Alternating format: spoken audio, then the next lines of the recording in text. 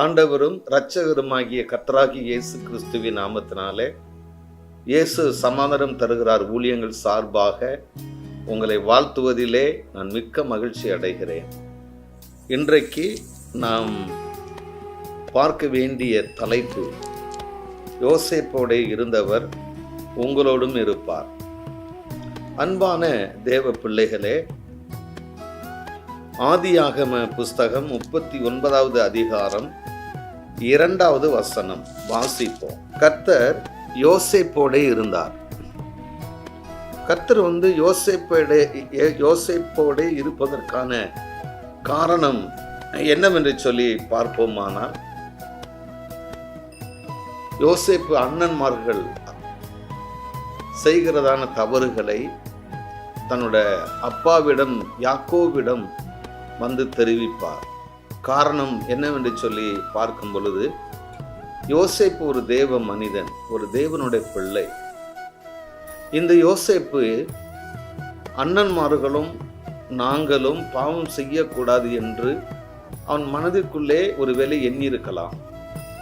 நாம் தேவனை தெய்வமாக தொழுது கொள்ளுகிறோம், அப்பொழுது துன்மார்க்கமான காரியங்கள் செய்யக்கூடாது என்று சொல்லி அந்த யோசேப்புக்கு மனசுக்குள்ளே ஒரு பக்தி வைராக்கியம். யோசேப்பு உண்மை உத்தமாய் இருந்ததினால்தான் தன்னுடைய அண்ணன்மார்கள் செய்த தவறுகளை அவன் தன்னுடைய தகப்பனிடம் தெரிவிக்கிறான். காரணம், அவன் ஒரு நீதிமானாய் இருந்தான். இந்த உலகத்திலே வேதத்தை வாசிக்கிறதுனால் நீதிமானாய் ஆக முடியாது. ஒரு தேவ சபை நடத்துகிறதுனாலே ஒரு தேவ பரிசுத்தவானாய் மாற முடியாது.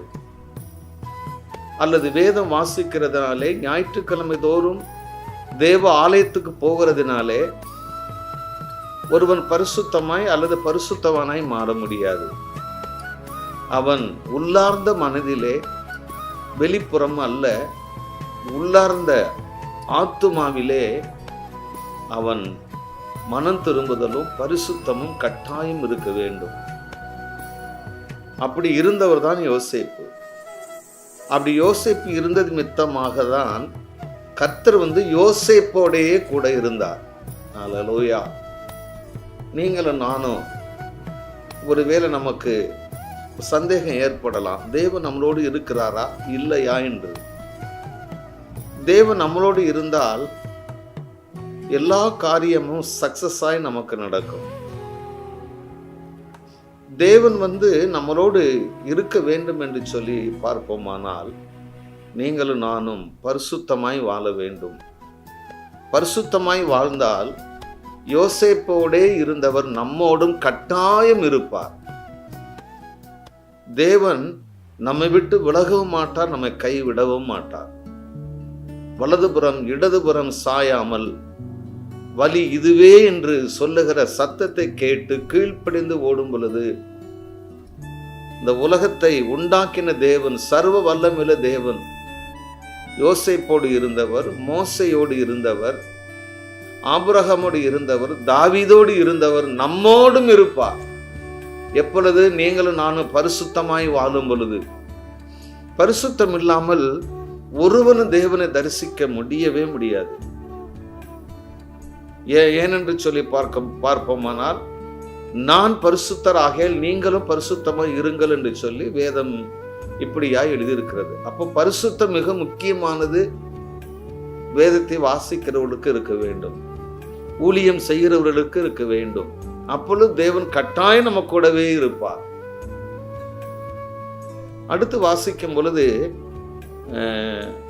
அவன் தாய் இல்லாத பிள்ளையாய் இருக்கிறதை பார்க்கிறோம். சிறு வயதிலே யோசேப்புடைய தாய் மரித்து விட்டார்கள். அப்படி மரித்தது நிமித்தமாக தாய் இல்லாத, தாயுடைய அன்புக்காக ஏங்கியிருந்த ஒரு பிள்ளைய கூட இருக்கலாம். இதை பார்த்து கொண்டிருக்கிற தேவ பிள்ளைகளே, நானும் சிறு வயதிலே தாயும் தகப்பனையும் இழந்தவன், அன்புக்கு ஏங்கினவன், தாயோட அரவணைப்பு, தாயோட அன்பான வார்த்தைகளுக்கு ஏங்கினவன்.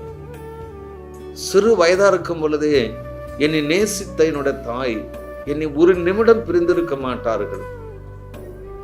நான் கிராமத்திலே வாழ்ந்ததினாலே எங்கேயாவது நான் சென்று விட்டால் என் கூடவே வந்து விடுவார்கள், என்னை அழைப்பார்கள். ஒரு நிமிடம் கூட பிரியாத தாய். திடீரென்று நான் பள்ளிக்கூடத்தில் இருக்கும் பொழுது என்னோட தாய் மரித்து விட்டார்கள். என்னை உன்னோட தாய் மரித்து விட்டார்கள், வாருங்கள் என்று சொல்லி என்னை அழைத்து கொண்டு போனார்கள். நான் மரித்த தாயை தான் உயிரோடு காலையில் பள்ளிக்கு போகும் பொழுது உயிரோடு பார்த்துவிட்டு சென்ற நான் சாயங்காலம் திரும்புவதற்குள்ளாக என்னோட தாய் மரித்து விட்டார்கள்.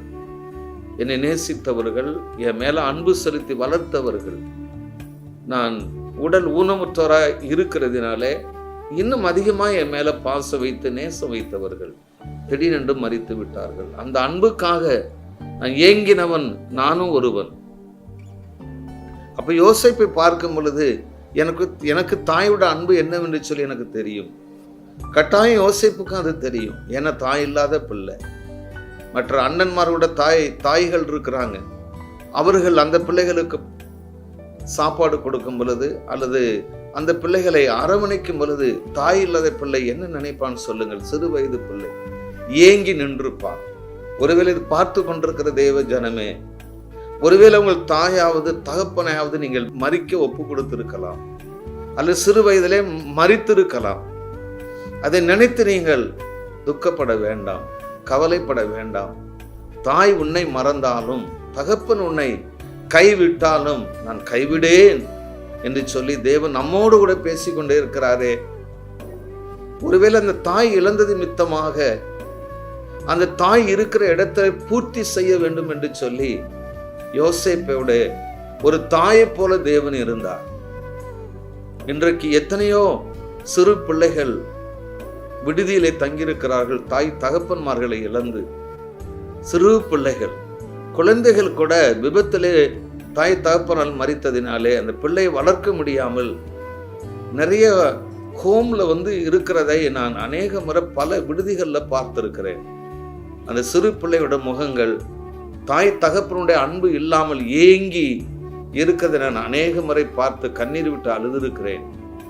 நான் சிறு வயதா இருக்கும்போது ஏங்கி இருந்த அதே நிலைமை தானே இவர்களுக்கு இருக்கிறது. எனக்கு அன்பான தேவர்களே, தேவதாசர்களே, தேவட பிள்ளைகளே, சிறு பிள்ளைகளே, உங்கள் தாய் தகப்பன்மார்களை நீங்கள் மறிக்க கொடுத்து நீங்கள் இந்த இடத்துல கண்ணீரோடு சித்திமார் அல்லது அத்தைமார் உங்களை வளர்த்து கொண்டிருக்கலாம். ஆனால் இந்த இடத்துல தாய் இல்லாத ஒரு வெறுமையான ஒரு சூழ்நிலை உங்களுக்கு இருக்கலாம். அப்படி இருக்கிற நேரத்தில் ஆண்டவர் ஒரு தாயை போலவே கூட இருப்பார். நீங்க கலங்க வேண்டாம், கவலைப்பட வேண்டாம். கர்த்தர் நல்லவர். ஆமென். அடுத்து அந்த யோசேப்பை சகோதரர்கள் பகைக்கிறார்கள். யோசேப்பை சகோதரர்கள் பகைக்கிறார்கள். காரணம் என்னவென்று சொல்லி பார்த்தால், அந்த யாக்கோபு முதிர் வயதிலே ஒரு சிறு வயது அழகான ஒரு யோசேப்பு பெஞ்சமினை பார்க்கும் பொழுது பெரிய மகன்களை விட சிறு பிள்ளைகள் மேலே அந்த தகப்பனார் அன்பு செலுத்தியிருந்தார்.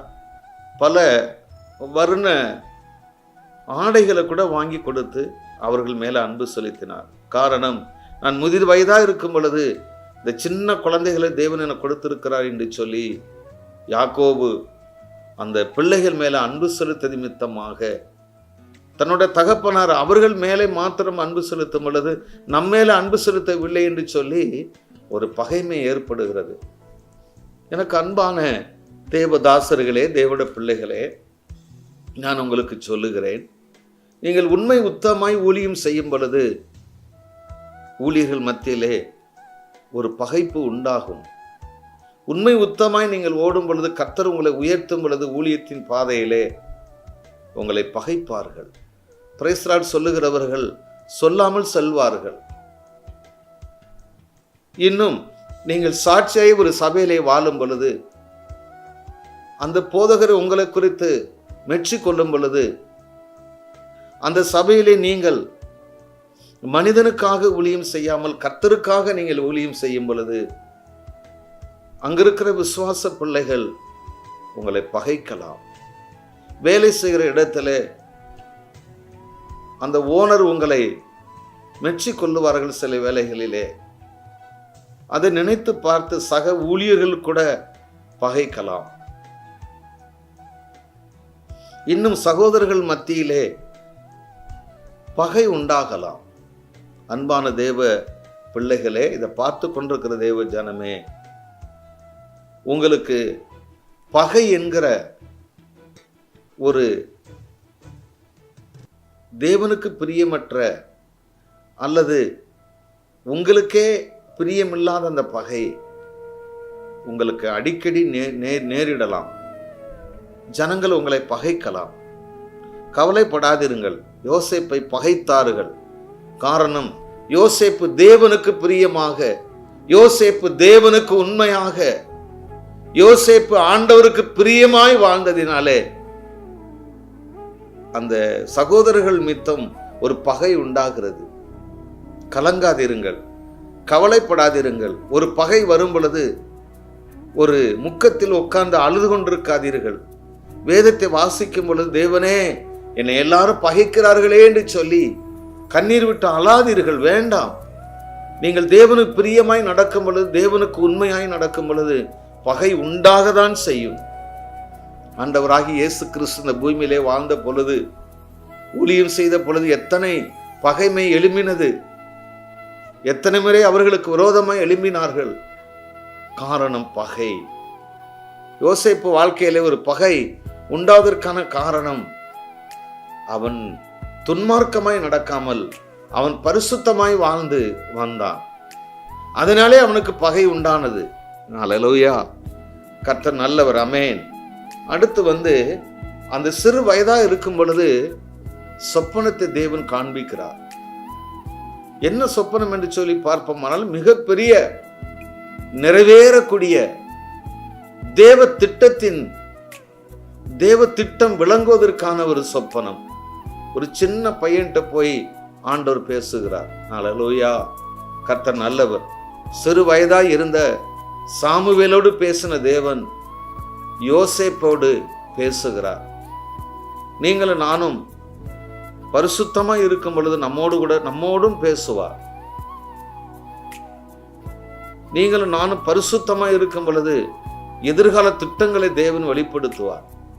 ஆண்டவருக்காக உண்மை உத்தமாய் ஓடும் பொழுது எதிர்கால திட்டங்கள் நம் மூலமாய் நிறைவேறும்.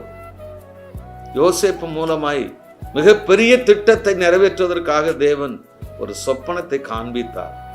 அந்த சொப்பனம் சகோதரர்களிடம் சொல்லும் பொழுது பகைத்தார்கள். தன்னுடைய தாய் தகப்பன்மாரிடம் சொல்லும் பொழுதும் பகைக்கிறார்கள்.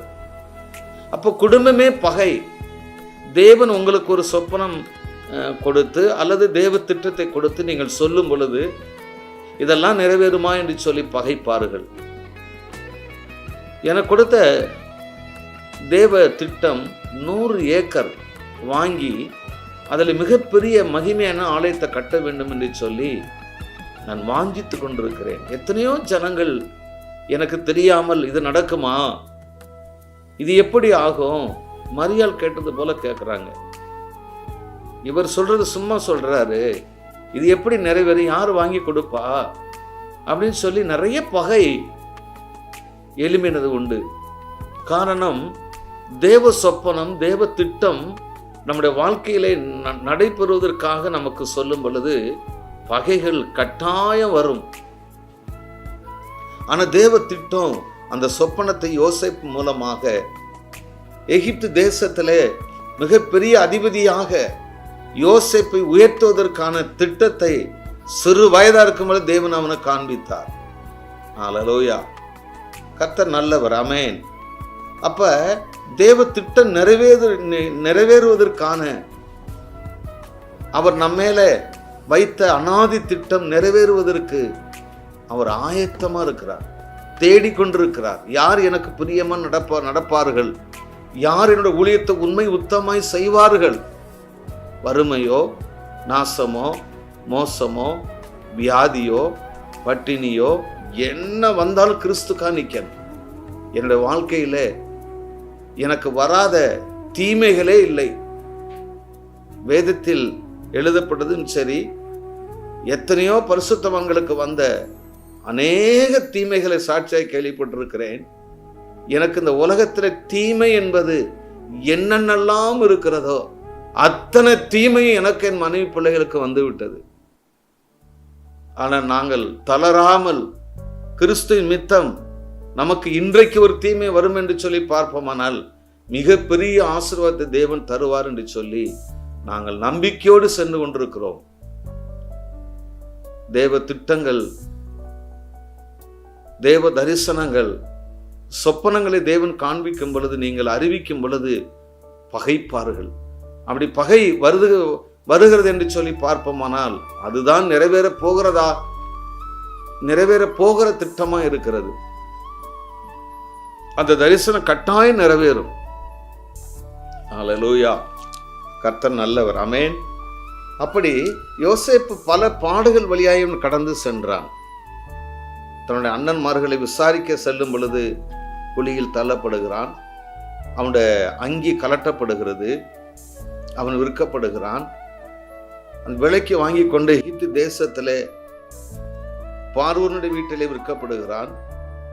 அங்கே செய்யாத தவறுக்கு செய்ததாக என்று சொல்லி சிறைச்சாலைக்கு செல்லுகிறான். எத்தனையோ தீமைகள், எத்தனையோ அவமானங்கள், எத்தனையோ படுகுழி பள்ளங்கள் வந்தது. அப்படி அப்படி அப்படி நடக்கும் பொழுதும் யோசேப்போடு தேவன் கூட இருந்தார். சிறைச்சாலை இருக்கும் பொழுது யோசேப்பு கூட இருந்தார். பார்வோனுடைய வீட்டிலே இருக்கும் பொழுது தேவன் அவனோடு கூட இருந்ததினாலே பார்வோனுடைய சம்பத்தை எல்லாம் கர்த்தர் ஆசீர்வதித்தார். ஹல்லேலூயா. சில பேர் சொல்லுவார்கள், சில பாடுகள், பல கஷ்டம் வருது, ஏதோ நீங்க பாவம் செய்யறீங்க, துணிகர பாவத்தில் இருக்கிறீங்க, தேவனுக்கு விரோதமா ஏதோ செய்து கொண்டிருக்கிறீங்க, அதனாலதான் மரணங்கள் ஏற்படுது, அதனாலதான் வறுமை வருகிறது, அதனாலதான் வியாதி வருகிறது, அதனாலதான் உங்களுக்கு அவமானம், கேவலம் எல்லாமே வருகிறது, ரொம்ப கஷ்டப்பட்டு கொண்டிருக்கிறீங்க. காரணம் என்னவென்று சொல்லி பார்ப்போமானால் ஏதோ ஒரு பாவத்தில் இருக்கிறீர்கள் என்று சொல்லி உங்களை விமர்சனம் பண்ணலாம். ஹல்லேலூயா. உங்களை விமர்சிக்கலாம், உங்களை அவமானப்படுத்தலாம், அசிங்கப்படுத்தலாம். பல பாடுகள் வழியாய் செல்லும் பொழுது யோசேப்பு நீதிமானாய் இருந்தார். ஆனால் தேவ திட்டம் எகிப்திலே கொண்டு போய் அவனை அதிபதியாக உயர்த்த வேண்டும் என்று சொல்லி தேவ திட்டம் இருந்ததினாலே அப்படி தேவன் நடத்தினார்.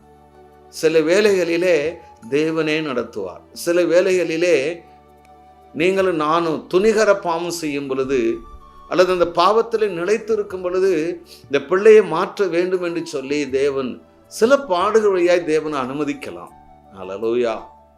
ஆனால் யோசேப்பை பார்க்கும் பொழுது அவன் நீதிமானாய் இருந்தான். கர்த்தர் அவனோடு கூட இருந்தார். நீங்களும் நானும் இந்த உலகத்துல பல பாடுகள் வழியில போகும் பொழுது ஒருவேளை தேவன் நம்மளை மறந்து விட்டாரோ, தேவன் நம்மை கைவிட்டு விட்டாரோ, ஏதோ மறந்தது போல இருக்கிறதே, என்னை வீட்டை விட்டு வெளியே துரத்தி விட்டார்களே, நான் ஒரு முதியோர் இல்லத்துல தங்கியிருக்கிறேனே அப்படின்னு சொல்லி நீங்க கலங்கலாம்.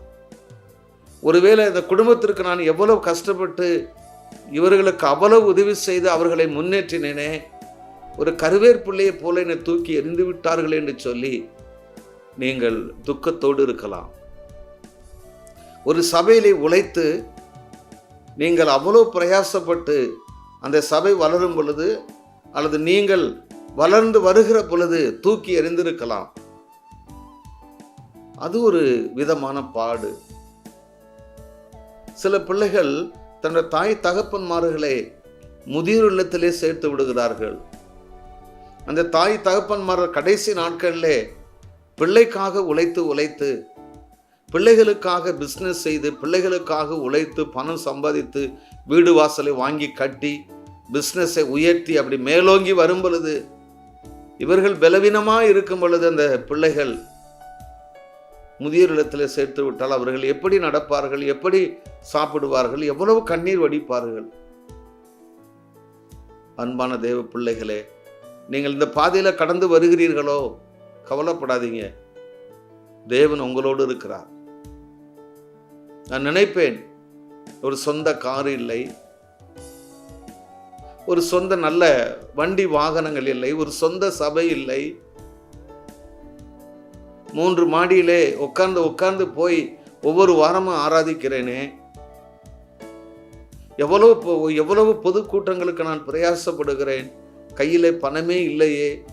விசுவாசத்திலேயே இருந்து நான் ஜெபித்து, கண்ணீரோடு ஜெபித்து, அப்படியெல்லாம் பல கூட்டங்களை நடத்துவதற்கு லட்சக்கணக்கிலே தேவன் கொடுத்த அந்த கூட்டங்களை எவ்வளவு அற்புதமாய் தேவன் நடத்தியிருக்கிறார். காரணம், பல பாடுகள் வழியாய் நான் கடந்து செல்லும் பொழுது தேவன் நம்மை மறந்து விட்டாரோ, தேவன் நம்மை கைவிட்டு விட்டாரோ, அது தேவ திட்டம், இந்த ஊழியம் தேவ திட்டத்தின் மூலமா இல்லையோ என்று சொல்லி பலமுறை யோசிப்பேன். அப்பொழுது ஆண்டவர் பேசுவார், இல்லை மகனே, யோசேப்பை பல பாடுகள் வழியிலாய் கூட்டி சென்ற நான் அவனை எகிப்துக்கு முழுவதுக்கும் ஒரு பெரிய அதிகாரியாக உயர்த்துவதற்காக தானே அவனை நான் நடத்தி சென்றேன். அதே போல நீ கலங்காதே, உன்னை நடத்தி வருகிறவன் நான் தான், நீ கடந்து வருகிற வனாந்திரம் எனக்கு தெரியும் என்று சொல்லி அடிக்கடி என்னோடு கூட தேவன் பேசுவார். ஆமேன். அடுத்து பார்க்கும் பொழுது அவன் காரிய சித்தி உள்ளவனாய் இருந்தான். காரிய சித்தி, ரொம்ப ஞானமா, ரொம்ப அறிவா, ரொம்ப புத்தியா, எந்த காரியமானாலும் ஆண்டோட கேட்டுதான் செய்வார், தாவீதை போல. அப்படிப்பட்ட யோசேப்பு மிகவும் காரிய சித்தி உள்ளவனாய் இருந்ததினாலே அந்த எஜமான் பார்த்து, இவனோடு கூட தேவனும் இருக்கிறார், இவன் காரிய சித்தி உள்ளவனாய் இருக்கிறான் என்று சொல்லி அந்த வீட்டோட முழு பொறுப்பையும் கொடுத்ததை நாம் பார்த்திருக்கிறோம். அல்லேலூயா. ஒரு முறை அவன் வீட்டிலே தனியாய் இருக்கும் பொழுது அவன் மிகவும் அழகா இருந்ததினாலே அந்த எஜமானி அவன் மேலே கண் போட்டு ஒரு தவறு செய்ய தூண்டும் பொழுது அவன் இப்படி ஒரு பெரிய பொல்லாங்கை எப்படி செய்வேன் என்று சொல்லி ஓடிவிட்டான். நீங்களும் நானும் எப்படி இருக்கிறோம்? ஒரு பாவத்தை விட்டு ஓடுகிறோமா, பாவத்தை வெறுக்கிறோமா, அல்லது பாவத்தை பாலை போல உண்கிறோமா? எப்படி நான் இப்படி ஒரு பொல்லாங்கை தேவனு விரோதமா என்னால் செய்ய முடியாது என்று சொல்லி ஓடிவிட்டான். ஐயா, யாரும் பார்க்கவில்லை. அந்த எஜமானி இவன் தான், மற்ற யாருக்குமே தெரியாது. எந்த பாவமும் செய்திருக்கலாம். ஆனா அந்த இடத்துல அதி விரைவாய் இப்படி ஒரு பொல்லாங்க நான் எப்படி செய்வேன் என்று சொல்லி ஓடின யோசேப்பு. அல்லேலூயா. அவனோடு இருக்காமல் எப்படி மற்றோடு எப்படி இருப்பார்? யாரெல்லாம் பரிசுத்தமாய் இருக்கிறீர்களோ, பாவத்தை விட்டு ஓடுகிறீர்களோ, தேவனு பிரியமா நடக்கிறீர்களோ, அவர்களோடு கட்டாயம் தேவன் இருப்பார். கலங்க வேண்டாம், திகைக்க வேண்டாம். இன்றைக்கு கண்ணீரோடு இருக்கிற தேவ பிள்ளையே, அழுது கொண்டிருக்கிற தேவ பிள்ளையே, புலம்பி கொண்டிருக்கிற தேவ பிள்ளையே, நீங்கள் கலங்காதிருங்கள். இந்த செய்தியை பார்த்து கொண்டிருக்கிற தேவ ஜனமே, உங்களை கட்டாயம் தேவன் மறக்கவும் மாட்டார், கைவிடவும் மாட்டார். சிலர் படுத்த படுக்கையாய் இருக்கிறீர்கள். வியாதியினாலே கை கால் நடக்க முடியாமல் படுத்த படுக்கையோடு இருக்கிறீர்கள். சிலர் பல நாட்களாக வியாதியோடு, பல நாட்களாக ஆஸ்பத்திரியிலேயே செலவு செய்து நாட்களை கழிக்கிறவர்கள் அநேக உண்டு. ஆஸ்பத்திரியை வீட்டு டிஸ்சார்ஜ் செய்து வீட்டுக்கு சென்ற உடனே ஒரு 2 நாளில் திரும்ப வந்து விடுகிறீர்கள். இது என்ன அப்படி நடக்கிறதே என்று சொல்லி குழப்பத்தோடு இருக்கிற தேவ பிள்ளையே, உங்களோட தேவன் இருக்கிறார். உங்களை சில வறுமையிலே, சில கஷ்டத்திலே, வேலையின்மையிலே நீங்கள் கடந்து வரலாம். நமக்கு ஒரு நல்ல வேலை வாய்ப்பு கிடைக்கவில்லையே, கிடைத்தால் தசம பாகத்தை தேவ சமூகத்துக்கு கொடுக்கலாமே, தேவனுக்காக ஊழியத்தை தாங்கலாமே என்று சொல்லி ஒரு சிலர் துக்கத்தோடு இருக்கிறீர்கள். கட்டாயம் உங்களுக்கு நல்ல வேலை வாய்ப்புகளை தேவன் ஏற்படுத்தி தருவார். உங்களை தேவன் எப்படி கைவிடுவார்? வெட்கப்படுத்த மாட்டார். யோசேப்பை உயர்த்தி வைத்தவர் உங்களையும் என்னையும் கட்டாயம் உயர்த்துவார், கட்டாயம் உயர்த்துவார். நாம் உயர்த்தப்படுவோம், நான் மேன்மை அடைவோம். யாரெல்லாம் ரட்சிக்கப்பட்ட பிறகு நான் தேவனுக்கு பிரியமா நடந்து கொண்டிருக்கிறேன், தேவனுக்காக ஊழியம் செய்கிறேன், ஆண்டவருக்காக கொடுக்கிறேன், ஊர் ஆரோனை போல நான் தாங்குகிறேன், அப்படி இருந்தும் என் வாழ்க்கையில இவ்வளவு வேதனை வருகிறது என்று சொல்லி கலங்கி கொண்டிருக்கிற தேவ ஜனமே, ஒரு நாளும் கலங்காதீர்கள். மனிதன் உங்களை மறந்து போகலாம், நண்பர்கள் உங்களை விட்டு விலகலாம், உங்களை நேசித்தவர்கள் உங்களை மறக்கலாம். ஆனா உங்களை அழைத்தவர் ஒரு நாளும் மறக்க மாட்டார். அவர் கைவிடவே மாட்டார், விட்டு விலகவும் மாட்டார். ஹல்லேலூயா. என் வாழ்க்கையிலே நான் MA MPhil படித்து முடித்த பிறகு அரசாங்க வேலைக்காக நான் காத்திருக்கும் பொழுது 1 தீமோத்தேயு 1:12 நீ உண்மை உள்ளவன் என்று எண்ணி இந்த கனமான ஊழியத்தை உன் கையில கொடுக்கிறேன், உன்கிட்ட எதிர்பார்க்கிறேன், நீ வர வேண்டும் மகனே என்று சொல்லி தேவன் அழைத்தார். ஐயா, அழைத்த நாள் முதல் இந்நாள் வரை நான் எவ்வளவு பாடுகள் ஊடாய் நான் கடந்து வருகிறேன் தெரியுமா? அவ்வளவு துக்கத்தோடு, அவ்வளவு பாரத்தோடு, அவ்வளவு கண்ணீரோடு ஒவ்வொரு ஊழியத்தை நான் செய்து வருகிறேன். தொலைக்காட்சி ஊழியம் செய்வதற்கு சென்னை பட்டணத்து வருவதற்கு நான் எவ்வளவு சிரமப்பட்டு தஞ்சை பட்டணத்திலிருந்து வருகிறேன். எத்தனை ட்ரெயின் ஏறி, எத்தனை ஆட்டோ ஏறி, எப்படியாவது இந்த உலகத்திலிருந்து செய்தியை கொடுக்க வேண்டும் என்று என்னோட கஷ்டத்தை கூட நான் பாராமல் தேவனுக்காகவே நான் அதிகமாய் பிரயாசப்படுகிறேன். கட்டாயம் என்னையும் என் குடும்பத்தையும் பிள்ளைகளையும் உயர்த்தி வைப்பார். அதே தேவன் உங்களையும் உயர்த்துவார். ஊழியத்தின் பாதையிலே சென்று கொண்டிருக்கிற தேவதாசர்களே, நீங்கள் சோர்ந்து போகாதிருங்கள். கர்த்தரை முன்வைத்து ஓடுங்கள். தேவ பிள்ளைகளே, நீங்கள் ஆரோனாய் இருந்து அந்த சபையை தாங்குங்கள். யோசேப்போடு இருந்தவர் உங்களோடும் இருப்பார், கை விடவே மாட்டார். கர்த்தர் நல்லவர். ஆமென். தேவன் உங்களை ஒரு நாளும் கைவிட மாட்டார். ஹல்லேலூயா. ஜெபிக்கலாம். எங்களை அதிகமாய் நேசிக்கிறங்கள் பரம தகப்பனே, உம்மை துதிக்கிறோம். இந்த நாளை கொடுத்ததற்கு நன்றி. யோசேப்போடு இருந்தவர் எங்களோடு இருப்பீர். ஹல்லேலூயா. இன்று முதல் நாங்கள் இனிமே கண்ணீர் விட மாட்டோம், துக்கப்பட மாட்டோம், துயரப்பட மாட்டோம். என் தேவன் எங்களோடு இருந்து பெரிய காரியங்களை செய்வீரப்பா. ஆசீர்வதியும். இயேசுவின் நாமத்தில் ஜெபிக்கிறோம் பிதாவே. ஆமென், ஆமென்.